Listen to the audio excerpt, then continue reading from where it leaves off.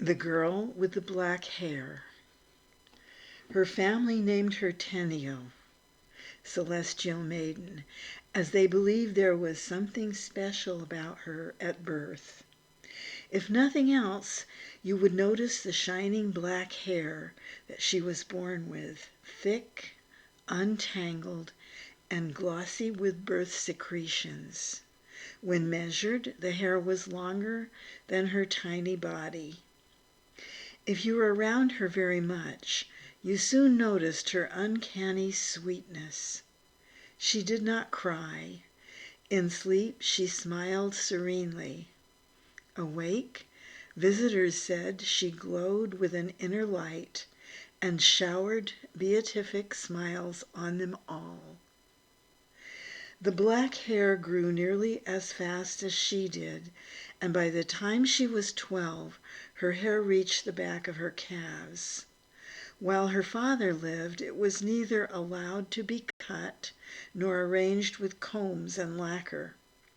Her father believed the exceptional hair was a sign. It should be treated with reverence and respect, as one would treat the cup of a visiting bodhisattva. Tenio's family lived in an old house with many rooms. Against the father's wishes, the older sons had aspired to be warriors, hoping to raise the family's rank and income. They were all dead now. The mother was an accomplished weaver and might have supplemented the family income if she had sold her weavings. But she acquired her silk fiber from a monastery and returned the finished bolts to the monks as an act of devotion. Tenio learned to weave by watching her mother. Seeing how she took to the art, her father traded her brother's swords to acquire for her a fine loom. Tenio's weavings soon had the exquisite perfection of a master weaver. A silk merchant who purchased silk from the monastery saw her work and offered to advance her a supply of silk if she would sell the work to him instead of giving it to the monks. Wishing to help her family, she had 2 younger sisters, she agreed to weave silk for the merchant in whatever colors and patterns he required. It was good that she did this because otherwise, at the death of her father, her family would have been without any means of support. Tenio, as gifted and sweet-tempered and remarkable as her family believed her to be, was only an ordinary girl after all, and at 15 she wanted a boyfriend, anticipating future marriage and motherhood. The feudal wars had given rise to a need for warriors. Boys as young as 12 would go away to train for combat, hoping, as Tenio's brother had hoped, to raise the lot of their families.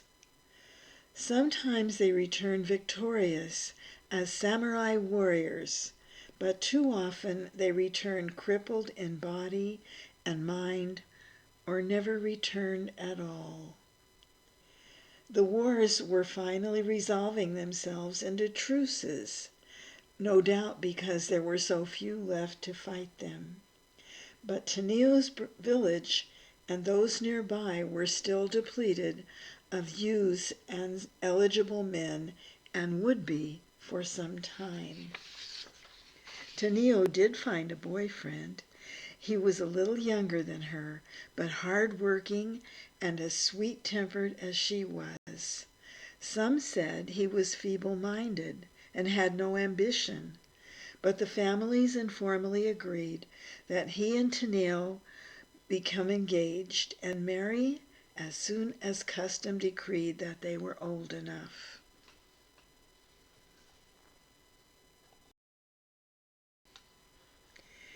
In the summer of her 17th year, the Tanabata Matsuri, Festival of the Weaver, celebration was held. Tenille had 3 silk tapestries entered in the exhibit, or rather her patron had entered them for her. She was dressed in her nicest kimono for the awards ceremony. Each time her name was called, she walked across the platform with close, modest steps, her long black hair looped round with blue and yellow silk, falling nearly to her ankles and swinging like a bell rope. She accepted each award, bowed, and returned to her place at the edge of the platform. But in the brief moment when she raised her eyes to accept the 3rd award, something happened that changed her life forever. A man stood close to the platform, as close as he could get, right in front of her. His expression was amused and appreciative. When his eyes met hers, she felt as if lightning had struck her. For a moment she stared back at him, taking in his superior height, the full mustache, broad shoulders, the elegant clothing and fine swords he wore. He was a samurai, of course. She knew of only one samurai still living in their village, and she guessed it must be him, though she had never seen him before.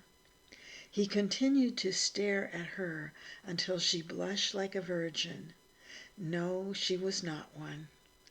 And clutching her award ribbons, forgetting modesty, she ran back to her place, where her boyfriend waited to help her down from the platform. The samurai never appeared to doubt that he could have her or anything else he wanted. As Tenille and her escort made to leave, he stepped forward and blocked their way. Taking the immature youth at her side to be her brother, he asked the boy for permission to escort her home. The boy grasped the situation, but he, a humble village boy, could hardly say no to a samurai, so he told the man that he was welcome to walk with them. Thus the samurai made the acquaintance of her mother and her sisters, stayed for tea, and invited himself back the following day. On his 2nd visit, he told the mother he intended to marry Tenille. On his 3rd visit, the marriage date was set.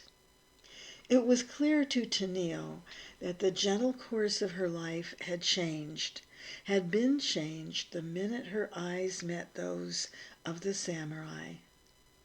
She was awestruck, as any village girl would be.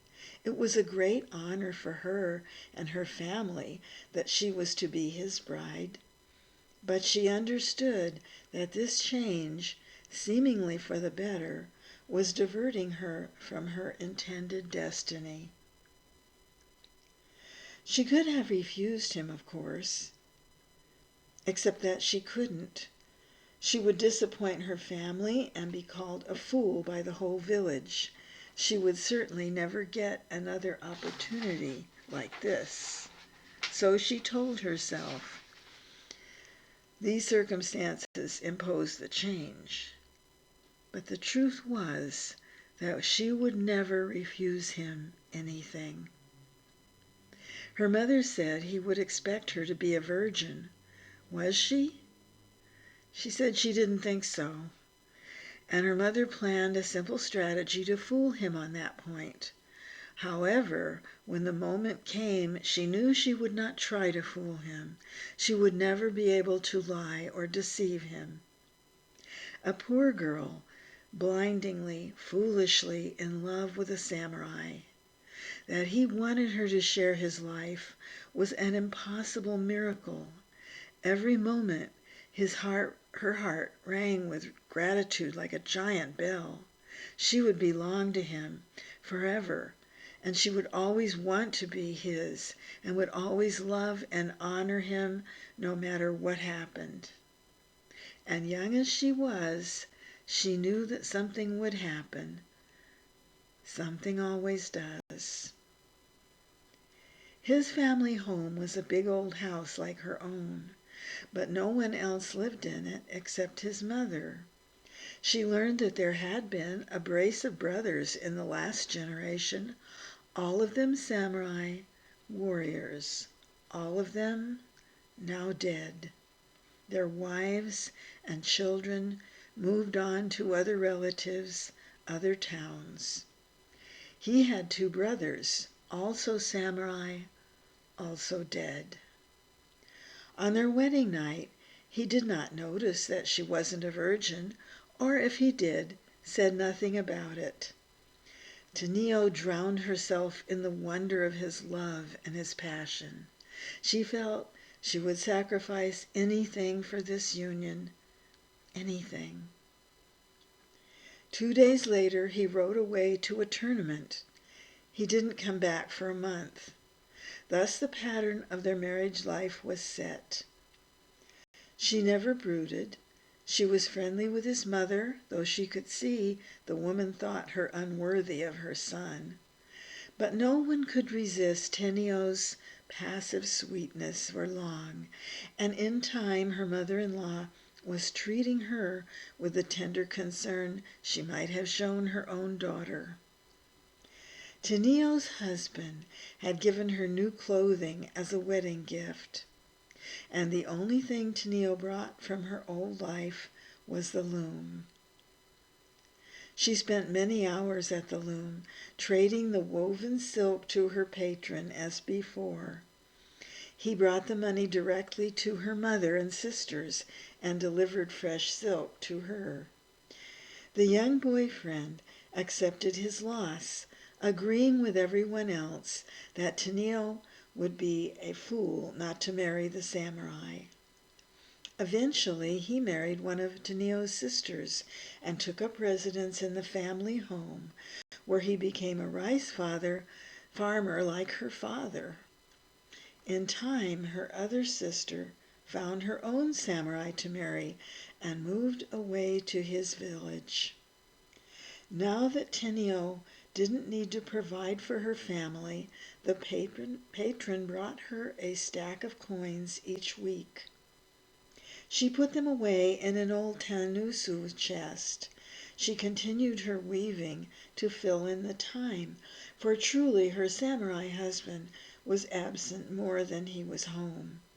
She bowed her patient head, and during the long absences dreamed of his return.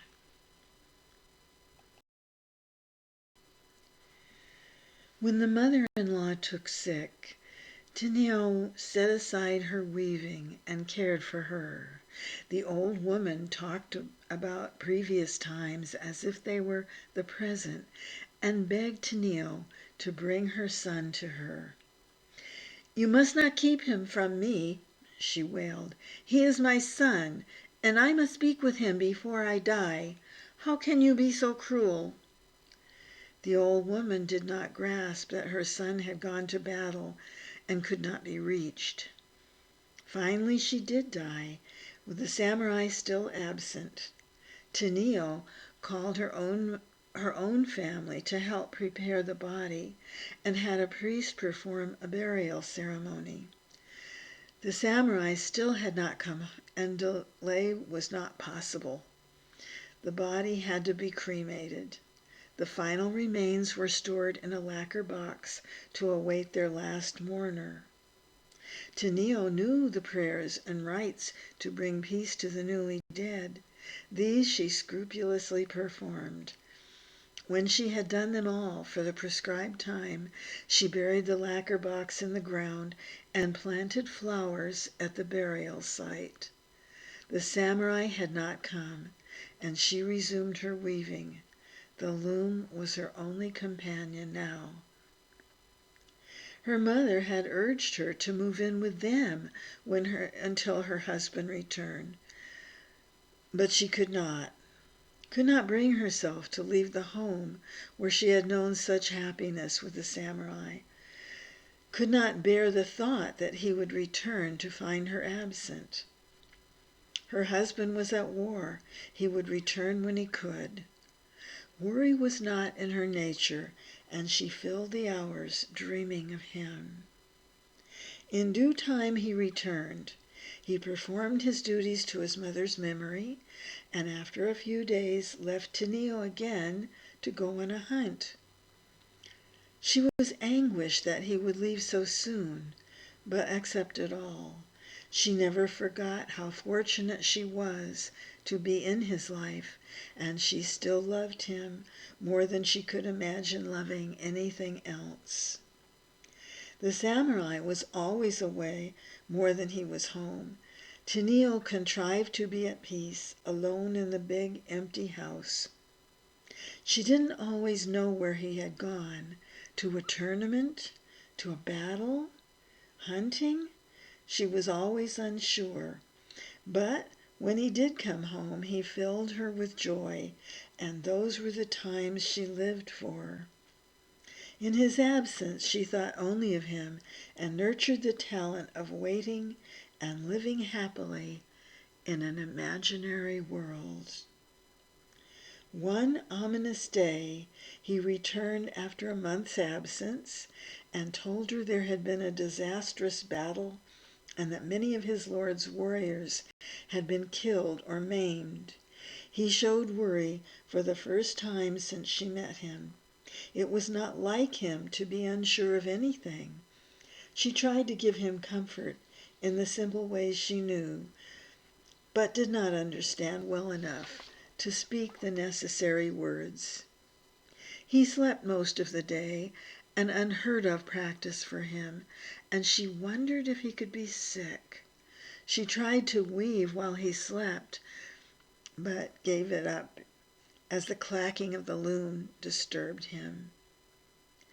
In these nervous weeks, he still made love to her, and only that seemed to bring him peace for a short time.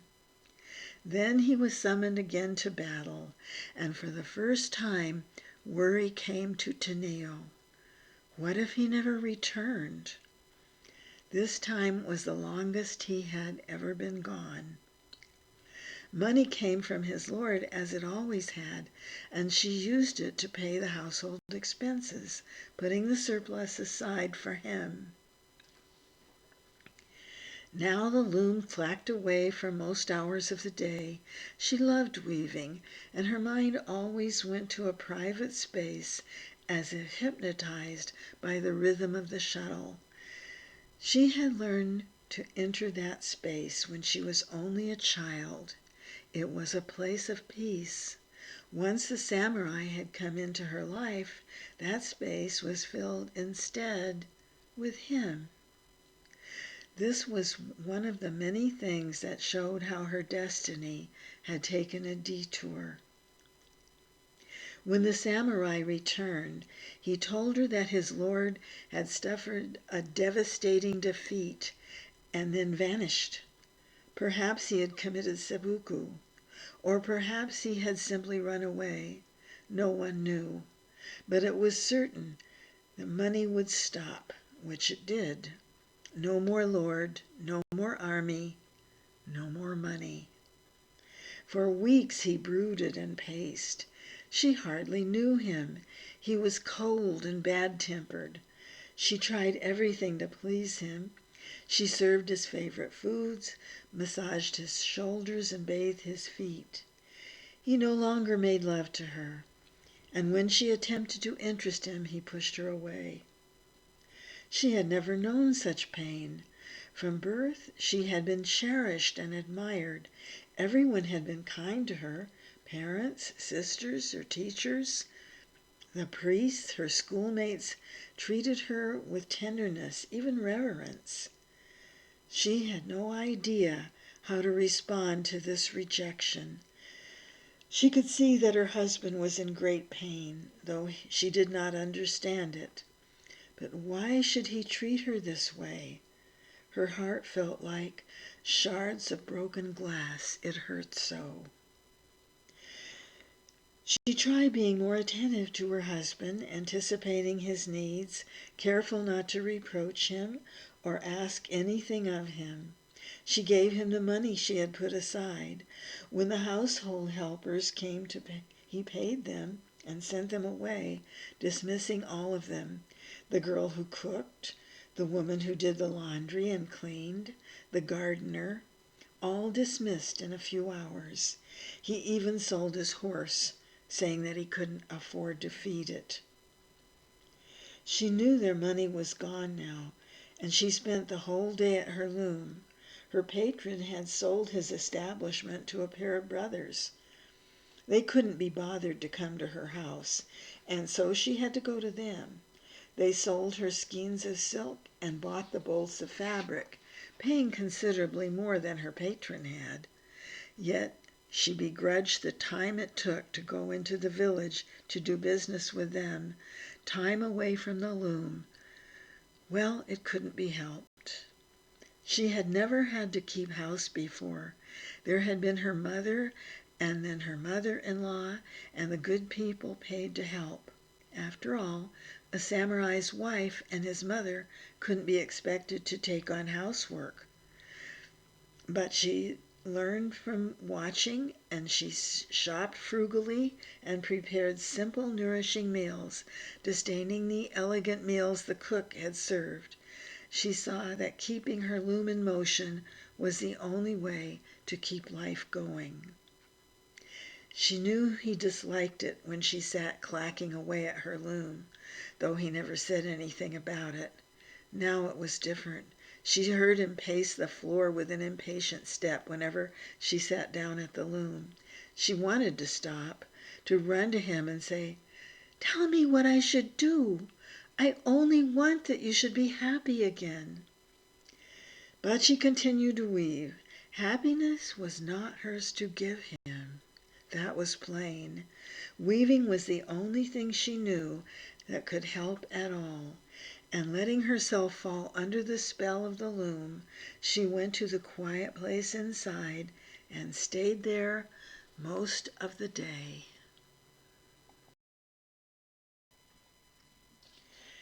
And then one day, returning from the village, she discovered her husband's bundle and swords piled on the porch.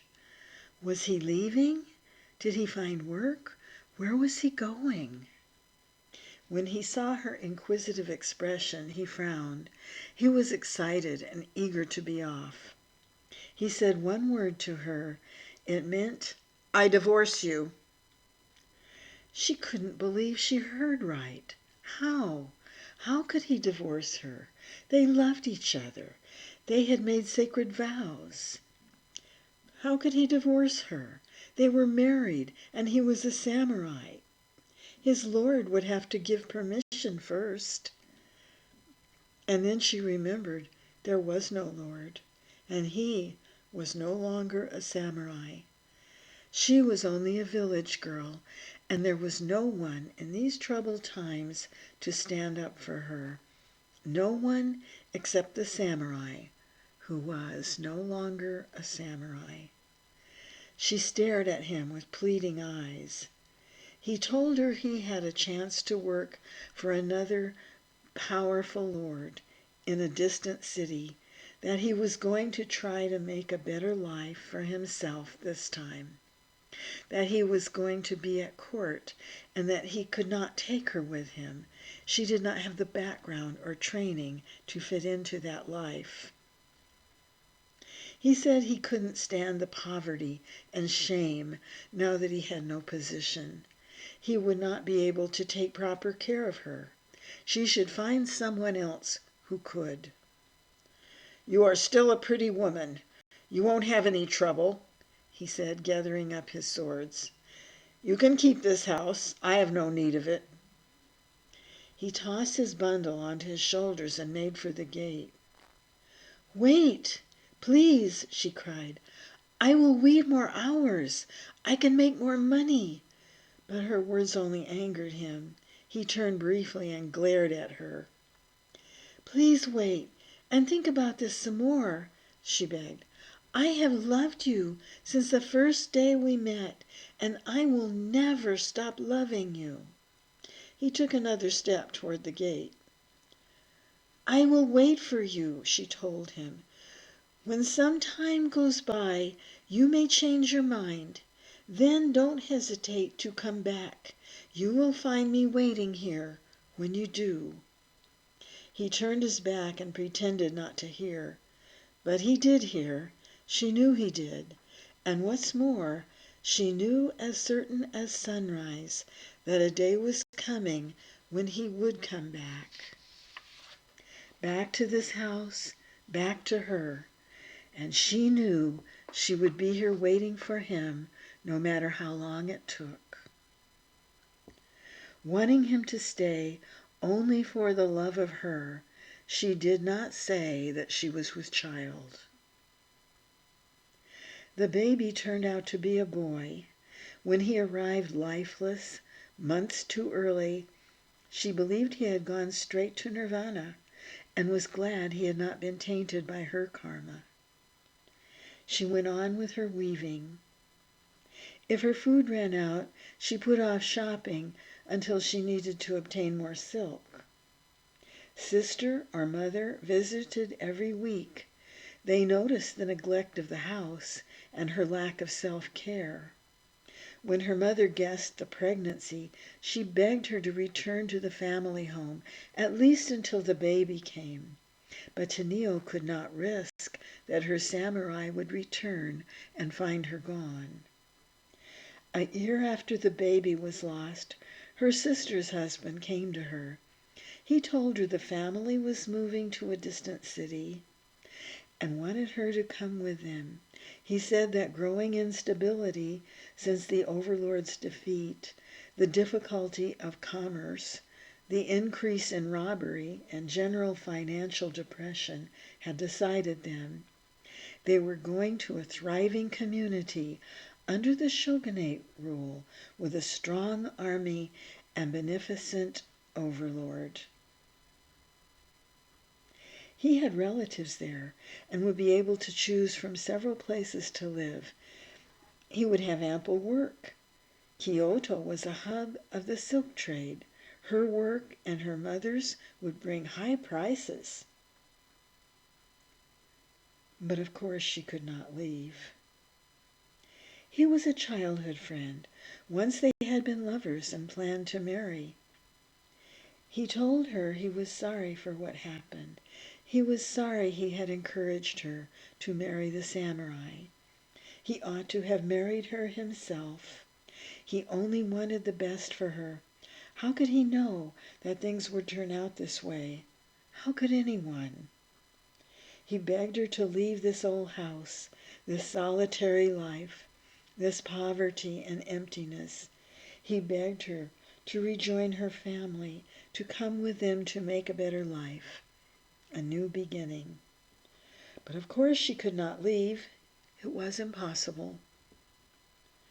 Years went by. The mirror told her that time had taken her youth. The house and gardens fell steadily into disrepair. She was visited by nuns. Buddhist nuns had taught her when she went to school, and many expected that she would eventually become a nun. It was said by some that she had the sweet, patient nature of a bodhisattva. Always the visitors urged her to come with them. They hinted that she had deviated from the path of gentle goodness that was before her when she was a girl. No, she could not leave. She was awaiting the return of her husband. She declared she had a duty to wait for him. Traveling nuns from the temple of Tenryuji, presumably at the request of her family, came for the purpose of inviting her to their convent. They urged her to come with them, telling her of the great beauty and spirituality of the temple of the bamboo forest. No, she could not leave this house. How could she? She cared for little besides her weaving. Her mundane life meant nothing to her, for she dwelt almost entirely in a dream world, hours and hours in the arms of her beloved. He was in a distant city. She knew that. but sometimes she felt him as near as if he was asleep in the next room. She seemed to know his moods, knew when he was tired from hard work, knew when he was in battle, knew when he returned safe. When he married another woman, she knew that too, and for days her heart burned with pain as if he had stabbed her with his katana. But she came to know that the marriage was not a happy one, and she believed it would ultimately hasten his return. All she had to do was wait. She thought of him with such love and tenderness. He could not fail to know that she went on loving him and was waiting for him still. Waiting was the art she knew best. Impatience was her enemy. She often forgot to buy food, forgot to eat.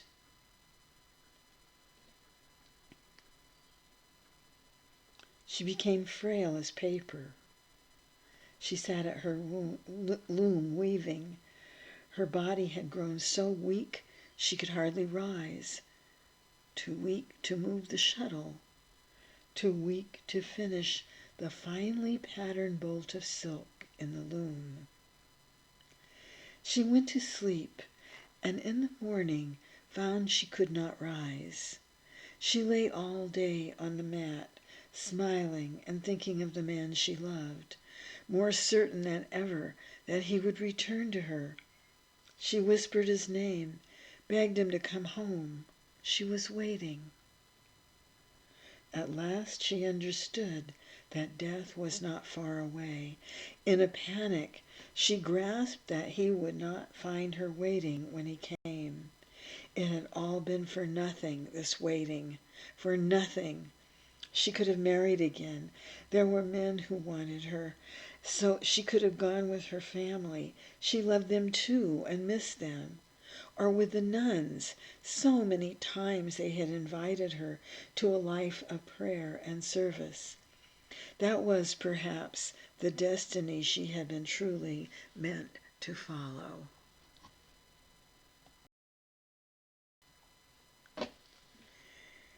She had thrown everything away for her obsession with one man. Not even a real man, only a fantasy that obsessed her. He had been gone for years, after all. She saw that she had been foolish, sunk in samsara, tied to the wheel of karma, with ties she had woven herself, as surely as she wove fine silk into bolts of cloth. When the moment of death came, she would not enter nirvana, nor would she return as a bodhisattva, nor dwell in the higher realms as some had expected her to. No, she was bound to earth, and would be born into another life according to her karma. What kind of life would it be? She had missed every opportunity for good karma, all because of her persistent clinging to that which she had already lost. She saw with sudden clarity her foolishness. She had imagined she was strong in her determined waiting, but she was weak, weak as a wet moth, living in a world of dreams. All of her dreams were of the samurai, all of them. She thought of him now, his handsome face, his great strength, his tender love, and she shuddered with renewed desire and determination.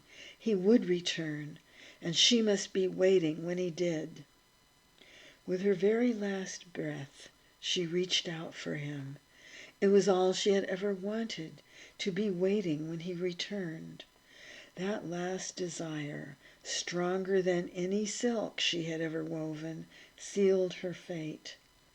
She would not return to this world in the body of an innocent child, but would be stranded between worlds in the realm of hungry ghosts, just like a mercenary, a drug addict, or a drunkard, imprisoned in this house, trapped by her obsession for all time, still grasping for the object of her desire.